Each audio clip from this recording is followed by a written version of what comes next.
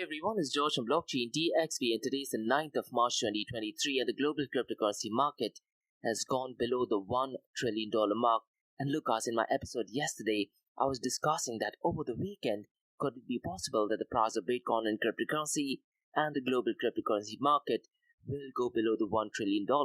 Unfortunately, it has happened much quicker than the weekend. And guys, in today's episode, we are going to kickstart by discussing Yuga Labs, the creator of Bored Ape Yacht Club, and they did release NFTs on Bitcoin blockchain, and they have auctioned $16.5 million in 24 hours. So we'll definitely go ahead and talk about it. And to be honest, guys, when you talk about NFTs on Bitcoin blockchain, so far as the Bitcoin maximalist is concerned, there's a mixed reaction.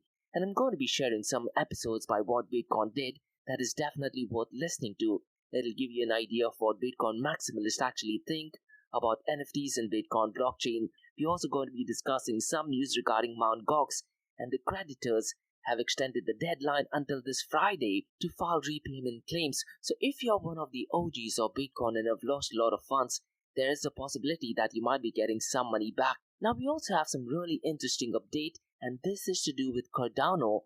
And in the world of NFTs, they are planning to launch a no-code NFT tool. And look, guys, if this thing materializes, it just might be a game changer, because when you talk about user experience, the experience needs to be extremely simple, and no codes will definitely make life so much easier. So we'll definitely go ahead and explore that in today's episode.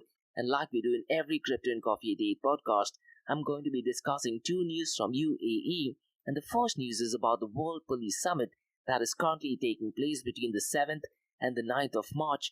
And we'll go ahead and explore what does blockchain, NFTs and cybersecurity have to do with the World Police Summit. And listen, guys, if you're someone who's living in UAE, Do, which is one of the leading telecom service providers, are a sponsor of the World Police Summit, and they are aggressively working in blockchain, NFTs and cybersecurity as well. So we'll definitely go ahead and explore how Do merges blockchain NFTs with the World Police Summit. And the second news is all the way from Bollywood, and model, actor and tech founder Lisa Ray has moved to Dubai, and her digital art platform is focusing on NFTs. And look, guys, while I was growing up, we used to definitely watch her videos, and I believe she has been in some iconic movies as well. So in today's episode, we'll definitely go ahead and explore her role in NFTs in Dubai. So quite a lot to cover in today's episode. So let's kickstart today's episode. Welcome to the Crypto and Coffee a Day, the daily podcast that keeps you up to date on all latest developments in the world of cryptocurrencies, blockchain, and NFTs. Join us Monday to Friday as you kick off your day with a cup of coffee and a deep dive into the exciting and rapidly evolving world of digital assets.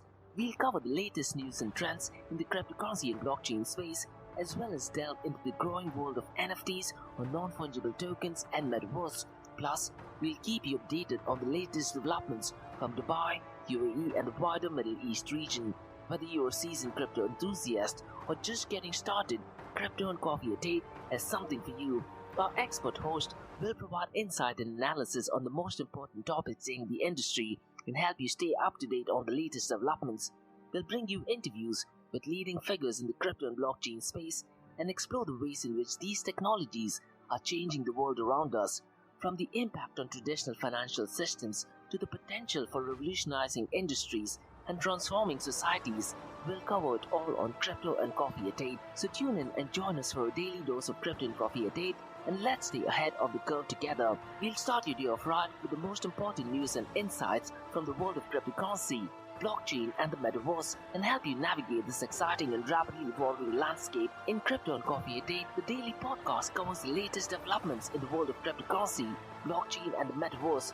We'll also bring you updates on the latest news from Dubai, UAE and wider Middle East region. This also includes a range of topics such as developments in the local and blockchain industry, including new projects and initiatives, regulatory updates, and policies related to cryptocurrency and blockchain in the region, local and regional events and conferences focused on crypto and blockchain, interviews with leading figures in Dubai, UAE and Middle East crypto and blockchain community, coverage of any significant news or events related to cryptocurrency and blockchain in the region. By covering these local and regional developments, in addition to the wider world of cryptocurrency and blockchain, Crypto and Coffee a Day aims to provide a comprehensive overview of the industry and its impact on the Dubai, UAE, and Middle East region. Now, before we kickstart today's episode, I have an important message, so check this out. Firstly, guys, Startup OI is global one-tech platform for tech. It offers global high-paying tech jobs with flexibility in working time and location, global free tech events, and tech networks to connect with global like-minded engineers. A brilliant platform to listen to the tech experts in Metaverse and to grab their insights. Now listen, all you have to do is download the app Startup OI. If you're using an Android version, go to Google Store and App Store for iOS devices. Alternatively, you can also click on the show notes below to download Startup OI. Next, guys, listen, if you're into fitness, if you're into adventure, if you want to do something wild but still want to keep your health in check, there is a new podcast in town, a podcast focusing on obstacle course race in the Middle East. The podcast is called the Race Space Podcast. So check out the Race Space Podcast across all leading platforms. And the Race Space Podcast is a peer-to-peer community-driven podcast where they talk all about obstacle course race in the Middle East, from Sandstorm to Spartan Race, from Tough Mudder to Desert Warrior Challenge, and also the Government Gov Games, and quite a lot more. The podcast has interviews with athletes locally and internationally to get inside scoop on how athletes prepare for obstacle course race. In the podcast, they also talk about interesting stories on why they are motivated to do obstacle course race. And that's not all. They also plan to release 7 NFTs, and these NFTs are no ordinary. These NFTs will represent every emirate in the UAE. And listen, guys, these NFTs are going to be absolutely massive. So do one thing, go to Spotify, go to iTunes, go to any leading podcasting platform and search for Rise in the Obstacle Course Race podcast. Next, listen, guys, there are 3 things that I'm extremely passionate about. One is extreme heavy metal, ice cold beer, and obstacle course race. And Tough Mudder is one of my favorite obstacle course race events taking place in the Middle East. Now, if you're into running, if you're into obstacle course race, you definitely need to check out Tough Mudder because they have a massive event coming up on the 18th of March, and it is, if not in one of the most beautiful locations in the United Arab Emirates. So listen, guys, go to the website of Tough Mudder Arabia and look at the events. So there are different events taking place. There is 10k events, there is 5k events, and if you have your kids, get your kids along. And listen up, guys, Tough Mudder is a series of obstacle and mud runs that'll push your physical and mental limits without the pressure of competition, a community built on teamwork and overcoming obstacles where stepping outside your comfort zone is a reward. And listen, guys, when was the last time you did something for the very first time? So the event takes place in Ras Al Khaimah, and guys, the location is absolutely brilliant, called as Mina Al Arab in Ras Al Khaimah,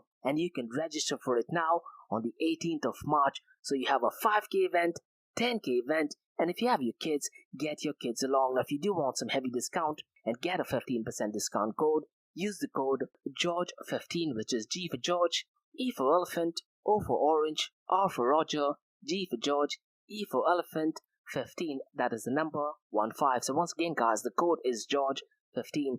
And look, guys, one of my goals is to do 100 Tough Mudder, and I'd really like to do it in Dubai or in the UAE. And finally, guys, not your keys, not your crypto. If you have dabbled with cryptocurrencies and now are seriously getting to protect your cryptocurrencies, there is no better way to protect it by using a hardware wallet. And this is where Ledger Wallet kicks in. And Ledger Wallets are hardware cryptocurrency wallets made by Ledger, a company headquartered in Paris, France. And Ledger's hardware wallets are multi-currency wallets that are used to store private keys for cryptocurrencies offline. And Ledger offers 2 hardware wallets, the Ledger Nano and Ledger Nano X wallets. They are world-class experts with extensive crypto security backgrounds. They continuously look for vulnerabilities in Ledger products in a constant effort to improve the level of security. Now, in today's world, securing these digital assets is a critical challenge, and this is where Ledger kicks in. So click the link below to buy your hardware wallet and support this podcast. It is a brilliant way to support this podcast. So what are you waiting for? The link is in the show notes below. Now, guys, since you've taken care of that, let's look at the global cryptocurrency market. And unfortunately, the global cryptocurrency market is below the $1 trillion mark, and as of today, it is $994 billion. And could it be possible, guys, that it does touch the $1 trillion mark in the month of March? What are your price predictions? Mention them in the comments below. Since the last 24 hours, it is down by 2.39%, and it is very possible that the global cryptocurrency market has reacted to what Jerome Powell did actually say during the Senate hearings. If you do want to find out more information, check out my episode yesterday, because I did actually mention how that will impact the price of Bitcoin and cryptocurrencies. But what I'd really recommend you to do is go to YouTube and watch the entire video, because it is roughly over 2 hours long, but that is how you get information from first source. The total crypto market volume over the last 24 hours is marginally up by 0.64%, and it is currently at $44.21 billion. And guys, when the total market volume increases and the prices falls down, it just means one thing, that people are selling their cryptocurrency. So it's going to be really interesting to look at the volume of stablecoins. But before that, let's look at the volume on DeFi. The volume on DeFi is ridiculously low at $47.54 billion. And to be honest, when I'm looking at these metrics, it does give me the impression that DeFi has suffered most, and the total value lock is $48.13 billion. Lido is still dominating, but its percentage has gone down since the last 24 hours at 18.85%, and as of today, $8.96 billion is locked in Lido's protocol, and DeFi is accounting for 8.1% of the total crypto market 24-hour volume. MakerDAO is number second at $6.86 billion, followed by Core Finance at $4.86 billion, and Aave at $4.70 billion, and Convex Finance at $3.95 billion. Now let's look at the volume of stable coins, because historically what happens is, whenever the cryptocurrency market goes down, the volume of stable coins usually tends to pump up. And guys, the day El Salvador made Bitcoin a legal tender, the entire global cryptocurrency market collapsed. The price of Bitcoin actually fell down by well over $6,000, and at that time the volume of stable coins was over $184 billion, and out of that $184 billion, Tether USDT accounted for $165 billion. So that is the state of stable coins. But unfortunately, the volume of stable coins is not picking up pace. It is down to only $40.11 billion, and stablecoin accounts for 90.72% of the total crypto market 24-hour volume. And guys, in the interview with Jerome Powell, they were also discussing the fate of stable coins, because once central bank digital currency kicks in, why would you want to use stable coins? And one of the senators did actually state that they are worrying that all stable coins could potentially go to zero, and I kind of agreed with them as well. Now let's look at the volume of Tether USDT, Circle USDC, and Binance BUSD. Tether USDT is clearly an outlier, and the 24-hour trading volume is $31.28 billion. Circle USDC is $3.25 billion, and Binance USD at $5.04 billion. Now regarding Circle USDC, there is some news circulating that Vitalik Buterin has donated roughly around $15 million to the consortium that manages USDC. So as and when the news develops, I'll try to give out more information in my future episodes on Crypto and Coffee at 8. Now let's look at the market share, 24-hour trading volume and dominance between Bitcoin and Ethereum. Bitcoin's market cap has gone down, and it is currently at $419 billion. Ethereum's market cap has gone down as well, and currently at $187 billion. And once again, guys, I'm really curious to see these numbers as and when the Shanghai upgrade date gets closer. And you need to understand there are so-called Ethereum killers as well, that is Solana, Cardano, and it is very highly possible that they might try to interfere so far as the volume is concerned. Now let's look at the 24-hour trading volume. Bitcoin's 24-hour trading volume is $22.4 billion, whereas Ethereum's 24-hour trading volume is $7.01 billion. The dominance of Bitcoin is 42.20%, Ethereum is 18.90%. Now in today's episode, guys, I'm going to be discussing the market cap of top 3 smart contracting platform, and I'm also going to be looking at the top Ethereum decentralized apps. Now Ethereum's market cap is $187 billion, Binance BNB is at $45.41 billion, and Cardano is at $10.98 billion. And later on, guys, in the episode today, I'm going to be discussing Cardano's NFT marketplace, and it's a great user experience that they're planning to have, where you'll not be using any code. And look, guys, one thing which I often say in my Crypto and Coffee a Day podcast and in my Metaverse Everything podcast is, in order for users to switch from current existing systems to new one, there needs to be 10x better user experience. Just switching your current existing systems to new industries or new applications will not cut it. The new area needs to have a 10x better user experience. Now let's look at the top Ethereum dApps or decentralized apps. The first one is Uniswap version 3. The second one once again is Uniswap NFT aggregator. And third is Blur, which is an NFT marketplace. And guys, few days ago when I looked at these metrics, the number 4th was OpenSea, but looks like it has gone down at number 7. Now let's look at the price of the king of all kings, that is Bitcoin. And Bitcoin has fallen below the $22,000 mark. It is currently at $21,762. And since the last 24 hours, it is down by 2.23%. Since the last 7 days, it is down by 8.25%. And guys, it could be possible that in the next coming days and weeks, the prices will be on a downturn. Now, I've been looking at these numbers on a daily basis, and since the last 7 days, Stacks or STX is down by 38.64% since the last 7 days. And guys, when there was this hype about NFTs moving onto Bitcoin blockchain, Stacks or STX did actually pump up by well over 100%. And unfortunately, since the last 7 days, it has gone down by 38.64%. Ethereum price is at $1,537. Since the last 7 days, it is down by 7.89%. Since the last 24 hours, it is down by 1.90%. Binance Coin is also below the $300 mark, and it is currently at $288. Since the last 24 hours, it is down by 0.58%. Since the last 7 days, it is down by 4.99%.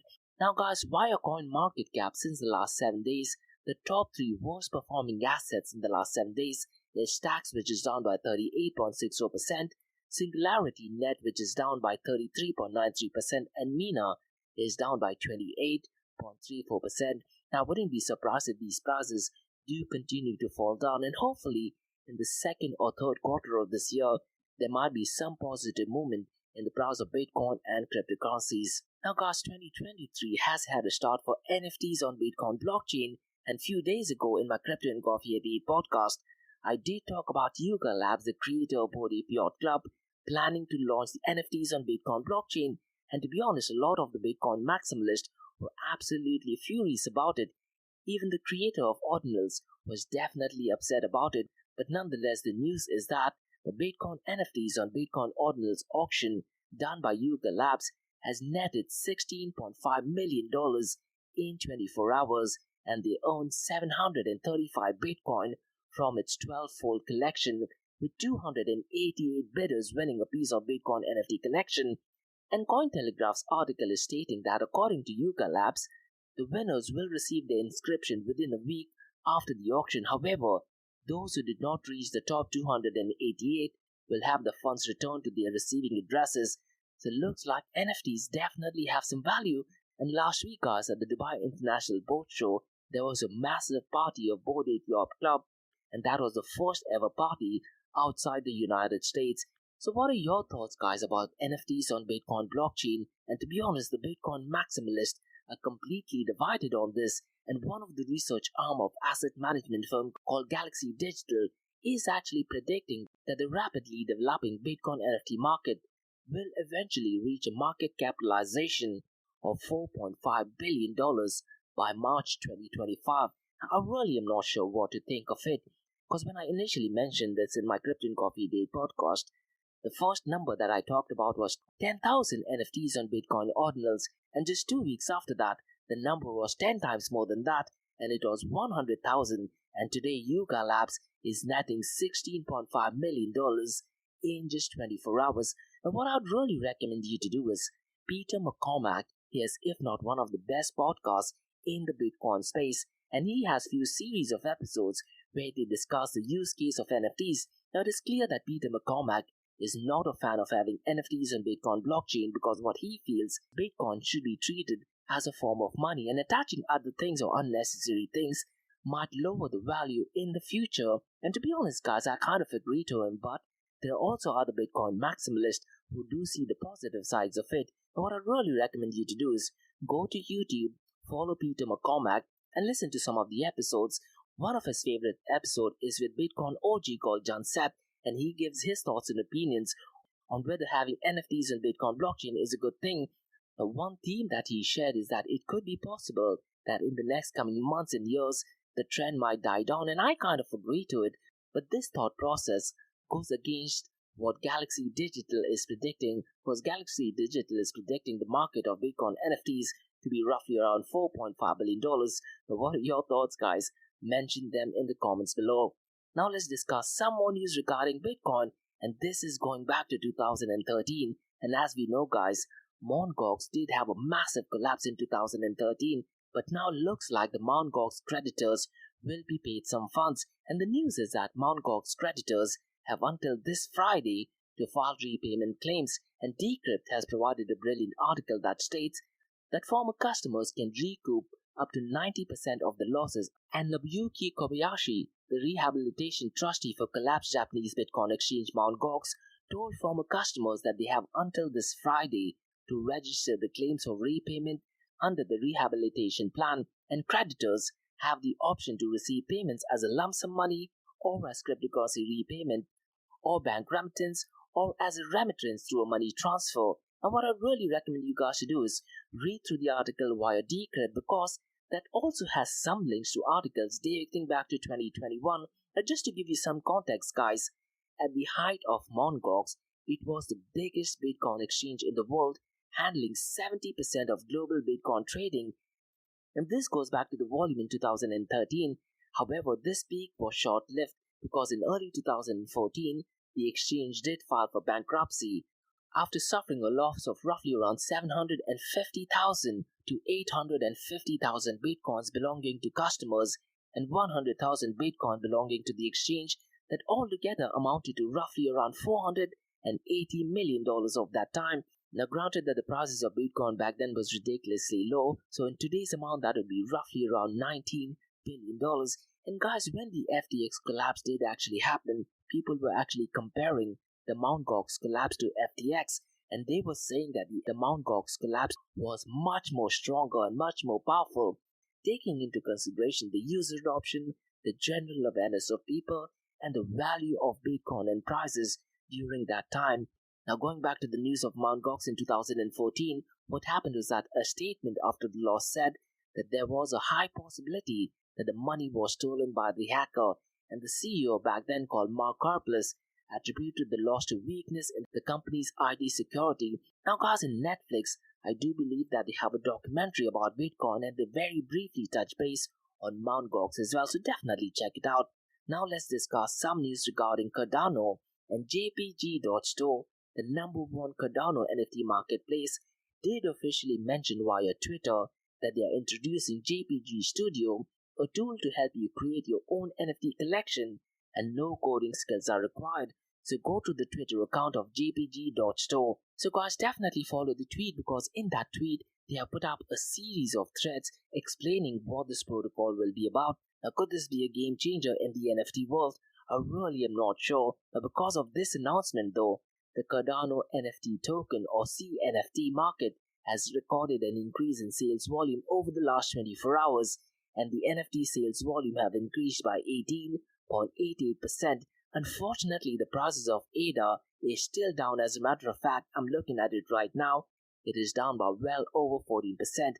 Now, this is because the entire global cryptocurrency market has gone down. But listen, guys, when you're talking about user experience, the cryptocurrency and blockchain world does require no-code experience, but you also need to remember the switching existing systems into a new protocol will not cut it. The new protocol, the new service, the new DAO, or the new experience so far as Metaverse is concerned needs to be at least 10x better for users to switch. Now, guys, let's discuss two news regarding UAE, and the first news is about World Police Summit, which is currently taking place between the 7th and 9th of March, and I'll try to give out information where blockchain, NFT, cybersecurity, and Metaverse related news is merged. Now, this event is taking place at Dubai World Trade Center. Now, the website is worldpolicesummit.com, and there are currently 112 participating countries, 250 exhibitors, 15,000 plus visitors, 100 plus chief of police, and 6 conferences, and 150 conference sessions. And look, guys, this event is absolutely massive, and the World Police Summit will provide an unparalleled platform to explore the current challenges facing police forces and the latest technological advancements strategies, and innovations across the law enforcement and security spectrum. Now look, so far as Dubai Police is concerned, they have been an early adopter in the NFT space. I believe they have released 2 NFTs given to the general public. In the first batch, I believe they released 150 NFTs, and in the second batch, they announced it to the visitors at the GITEX event. And listen, guys, the Dubai Police has, if not one of the most advanced technologies. Pretty much sure you have seen the sports cars that is managed by Dubai Police. So the World Police Summit taking place in Dubai World Trade Center is absolutely brilliant. And one of the sponsors is Do, which is a telecom service provider. And listen, guys, Do has been active in the Bitcoin and blockchain space. And guys, the World Police Summit is a 3-day summit hosted by the Dubai Police General Headquarters and is held under the patronage of His Highness Sheikh Mohammed bin Rashid Al Maktoum, the Vice President, Prime Minister and ruler of Dubai. Now, Do is an active sponsor of World Police Summit, and they are showing their presence with cutting-edge security solutions, and Do will highlight new innovations and technologies to stay ahead of challenges in the policing industry through blockchain, NFT and cybersecurity solutions. And at the event, Do will present innovative digital solutions to enhance digital security for law enforcement with technology-driven tools and resources to aid in the day-to-day operations and enable them to carry out the tasks more efficiently and effectively. And Jassim Al-Wadi, the Chief ICT Officer of Do, aims to drive the future of smart policing through innovative solutions, and Do has developed a wide range of solutions for 5G, video analytics, mobile apps, blockchain, NFT, and digital security as well. Now, Do getting into the blockchain space, to be honest, is not surprising because, as I mentioned earlier, they have been actively involved in the cryptocurrency world.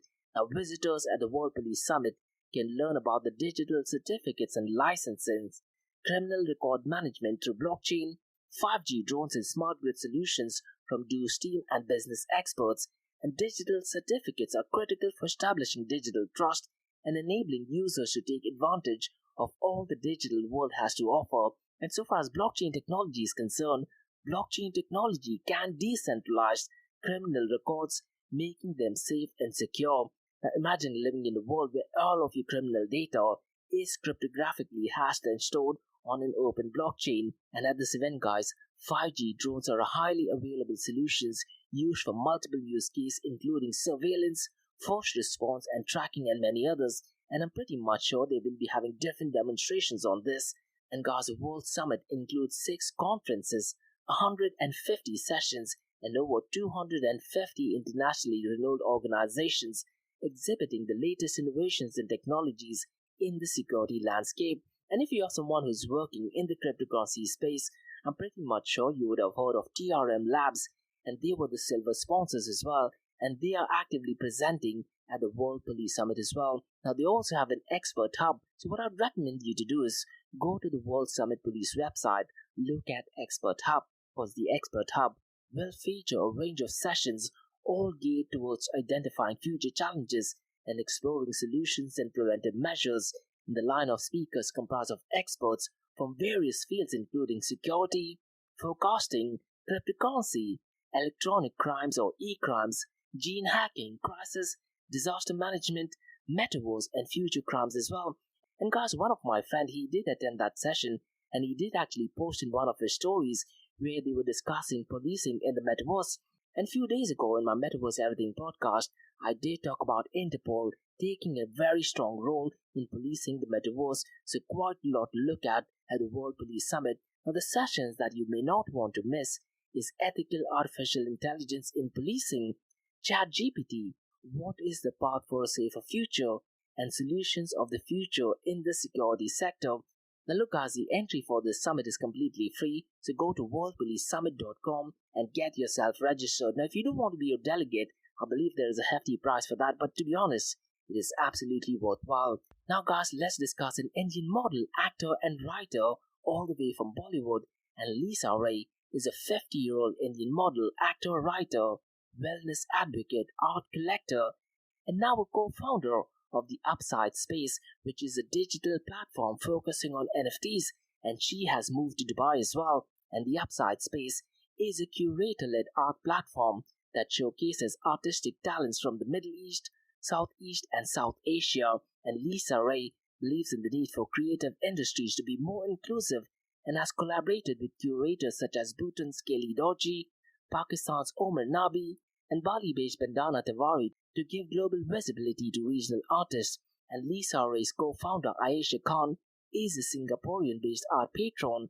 Now listen guys, while I was growing up, I definitely remember watching her in a lot of videos, and I believe she was in some iconic movies as well. And Lisa was born in Canada and has lived in Mumbai, London, Milan, Hong Kong, Singapore, and Dubai. Now going back to her platform, The Upside Space, it recently went live and was part of Art Dubai in March at the Digital Gallery section, which was at Souk Madinat. And guys, Lisa was a model in Mumbai at the age of 16 and brought her first piece of contemporary Indian art from her very first paycheck. And I believe it was from Suhas Rai from the Bengal School of Art. Now guys, there is an entire interview of Lisa Ray. I took the entire interview transcript. I put it on ChatGPT and I asked ChatGPT to summarize it and give me the bullet points. Now based on what ChatGPT is saying of the interview, it clearly states that Lisa does believe that you don't need to know the first thing about art theory to appreciate or collect it, and she definitely believes that art is life, art is the cure, and art is essential. And Lisa's recent book, Close to the Bone, is a memoir that looks at her journey. It was the focus of a session at the Emirates Literature Festival. And guys, Lisa Ray is an active member of the cultural community in Dubai, and Lisa Ray believes the NFT represents the next art revolution, and they are a revolutionary enabler and delivery system for art in today's day and age. And she also believes that there's a lot of misunderstanding about what NFTs are and how they work, and her aim is to demystify the metaverse to the average consumer. Now guys, Lisa calls herself as an accidental actress, but in the case of The Upside Space, her trajectory was set many years ago when she brought her first piece of contemporary Indian art from her first ever paycheck as a model. So I have few questions guys. If you're a Bollywood fanatic, how does Lisa Ray aim to educate the average consumer about NFTs and demystify the metaverse? What are your thoughts and what are your suggestions on that, given the fact that there's so much widespread misunderstanding about their workings and potential, and people often talk about NFTs just being completely hyped? And the second question is, as the co-founder of the Upside Space, how does Lisa Ray view NFTs as a revolutionary enabler and delivery system for art, particularly for regional artists from South Asia, Southeast Asia, and Middle East? So what are your thoughts and comments? Mention them in the comments below. So that's all for today guys on the Crypto and Coffee Update from Blockchain DXB. In case if you have any feedback or suggestions, please drop me an email to info@blockchainbxb.com or mention them in the comment section below. And also guys, check out my website www.blockchaindxb.com, and also check out my other website area2071.com that talks everything about Metaverse. And if you like listening to this podcast, please click on the follow button, give it a 5-star rating, and share the word across. Now for the next few minutes is going to be an Ask Me Anything series that you listeners can ask any questions regarding Bitcoin, blockchain, beyond blockchain, cryptocurrencies, NFTs, DeFi, and Metaverse. So let's kick start with the Ask Me Anything series.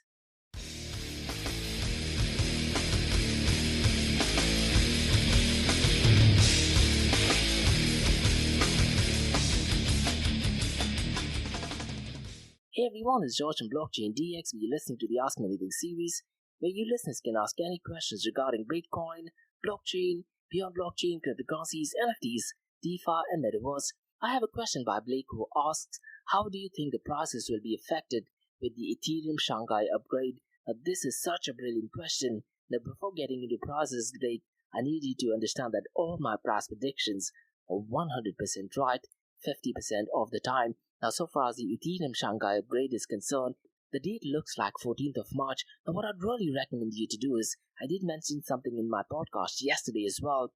James Butterfield, the head of research for CoinShares, has put up a very brilliant article via Medium, and I wanted to cover that in today's episode, but when I actually read through it, it is relatively small. So let me try to rephrase what he did actually mention in the blog. Now, based on my understanding is that the Ethereum withdrawal process or the Ethereum Shanghai upgrade is designed in such a way that the withdrawal process will not demolish or will not destroy the Ethereum ecosystem, because what will happen if, let's say, all the validators were to take the entire funds back, the entire Ethereum system will completely collapse. So essentially, there are two types of withdrawal on the Ethereum Shanghai upgrade. One is the partial withdrawal, and the second one is the full withdrawal. So when you're looking at partial withdrawal, essentially what's going to happen is validators will be taking the staking rewards only, which means anything in excess of 32 Ethereum which is required in order to be a validator will still be in the Ethereum ecosystem. Now, if the prices of Ethereum are relatively low, I wouldn't be surprised if people do not want to actually take it and they would still want to keep it in the Ethereum system. But let's say if the prices of Ethereum were to go up and because of that the rewards that they get is extremely high, they would definitely want to withdraw it. So that is the partial withdrawal. The second one is a full withdrawal. In full withdrawal, what validators will do is they would decide that they no longer want to be a Ethereum validator node and they will take the entire 32 Ethereum that they have staked plus the rewards and they will decide that they no longer want to be a part of that.